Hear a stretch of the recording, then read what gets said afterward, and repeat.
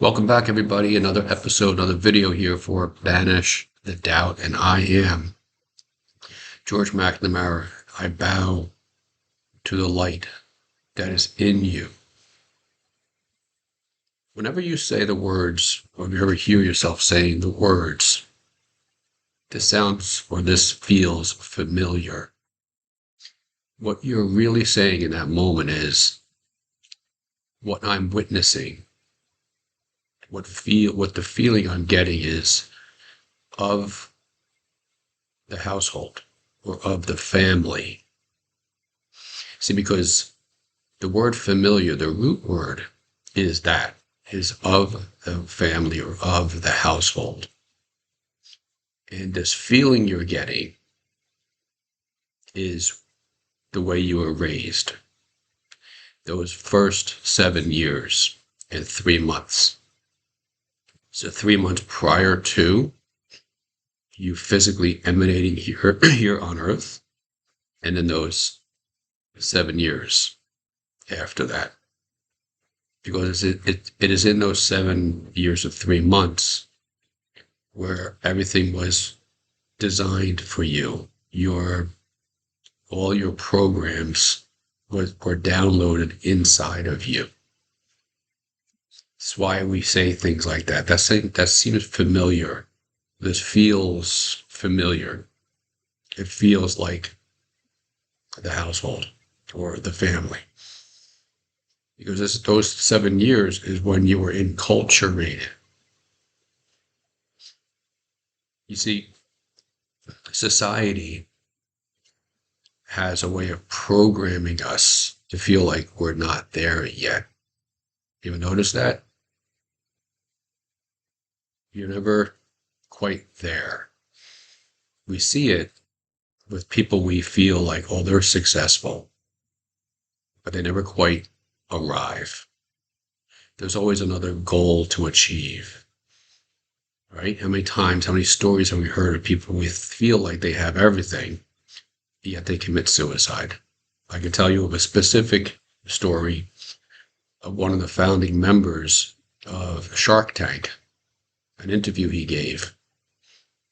And he had what society would say is everything: homes, cars, money. And yet he was ready to commit suicide. Why? Because he hadn't arrived yet. Society said he was so programmed to feel like, I'm not there. I don't have enough. So that's the foundation. If that's how we are led to believe we should live our life, well then, how do we get to this point where we feel like I am enough, I have enough, I am just seemingly who I am is enough? You see, it's not about achieving anything. You're already enough. It's not about having something. You already have everything.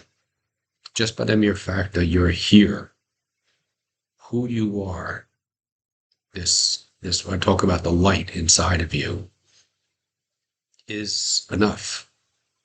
I am fine. I am enough. I am deserving of the life that I'm living right now. Now, you may be saying to me, yeah, but George, you don't understand. I'm enough. I'm living in a 1-bedroom apartment, or I'm homeless, or I'm in a horrible relationship, abusive, or I have no job. Understand, okay? This is very powerful. Understand the words you use are going out, and they are predicting, or they're creating or reinforcing this belief that you have. They are just keeping you right where you're at.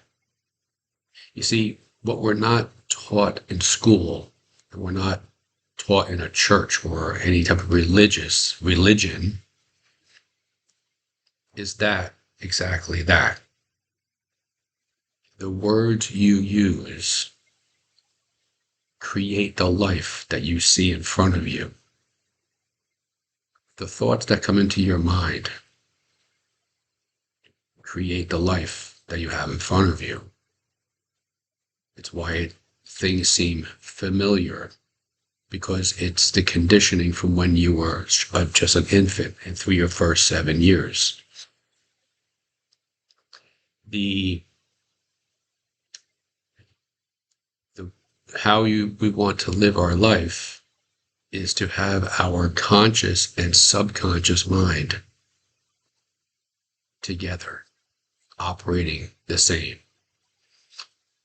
But we live our life where the conscious mind sees something, or, like I've said, society says, oh, we have to achieve that in order to be successful. And that is separate from what our subconscious programming is. But we can marry the two. We can blend the two and have the two operating. That's when life just unfolds for us. Things just happen. People show up. Opportunities present themselves. They've always been there. The people are there right now. The opportunity is there right now. We just can't see it because this subconscious mind has this veil over us that we can't see through. So again, it's not about getting what my conscious mind wishes, desires, has in place. It's not about that. Okay? It's about getting my conscious and my subconscious mind to say the same thing. So then the question then is, well, how do we get the subconscious and conscious to say the same thing? It's by understanding how powerful the words we speak are.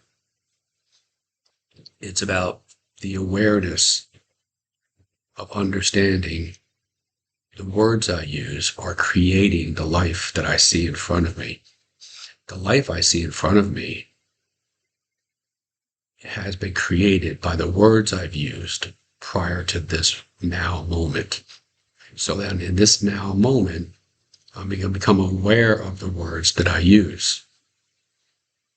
If I no longer want to live a life where there's no money, where I'm in a relationship, a relationship that is abusive, or I'm at a job that I just don't particularly care for, then I understand all is well, everything is fine right now. I am enough. I am whole. I am deserving. I am worthy now in this moment. And the more I can appreciate and understand where I'm at, and the words I use create this life I see in front of me, then I'm going to pay particular attention to these words, these thoughts. When I look in the mirror, how am I speaking to that person? Because everything, my friend, in your life has been based off of how you relate to the relationship you have with that person looking back at you from the mirror.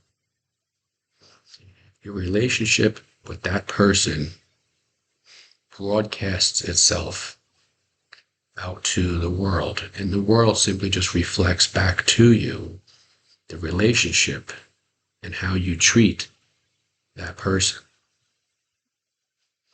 So the healthier, the more in tune you are, the more you appreciate and love and feel for that person and understand you are perfect just the way you are. You need to prove nothing to anybody. You need to achieve nothing that the external world says is success. You simply just who you are, where you are right now is enough, is deserving, is worthy of just being right here. It's counterintuitive to the way we've been raised, the way society says we must act. But I will tell you, the more you are comfortable with and have the relationship with yourself, the the stronger that relationship, the more loving that relationship, everything changes. The the money, you start to attract the opportunities and the money. They're there now, but they start to come to you. They start to vibrate their way to you because you're acting on the same energetic level. You're at the same frequency that is at. Yes, you can still get the money and get the relationship and what have you by forcing yourself to that, by grabbing and what society says. But it's never fulfilling. To go back to the story about one of the founders of Shark Tank, he said, I was working 20 hours a day, every day, forcing myself, forcing this life. And I, quote, had it, and it was empty. And I was so tired. Notice the wording, right? And I just wanted to give up. Because when you're forcing it, when you're trying to control it, it's empty. There's nothing to control. There's nothing to force. Just be. And you're going to find that whatever it is, that who you are on the inside, that has been hidden, that has been suppressed, as that comes up, you're going to start to feel and understand, this is who I am. This is what I love doing. That opportunity will come to you. It's there. The people will come to you. They're there. The money will come to you. It's there. The relationship, the healthy, vibrant relationship will come to you. It is there. Have a great day.